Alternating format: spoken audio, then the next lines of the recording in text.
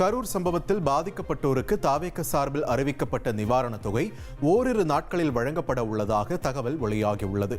கரூரில் சம்பவத்தில் உயிரிழந்தோர் குடும்பத்திற்கு தலா 20 லட்சம் ரூபாயும், காயமடைந்து சிகிச்சை பெறுவோருக்கு தலா 2 லட்சம் ரூபாயும் நிவாரணம் அளிப்பதாக விஜய் அறிவித்திருந்தார்.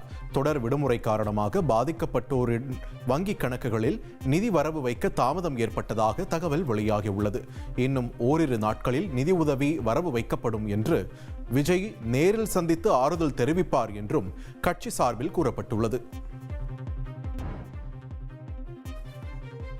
சென்னை சூளைமேட்டில் போதைப் பொருள் வைத்திருந்த விவகாரத்தில் பாஜக மகளிர் அணி முன்னாள் நிர்வாகி சேலம் உமாராணியின் மகன் பூர்ணச்சந்திரன் உட்பட 4 பேர் கைது செய்யப்பட்டனர்.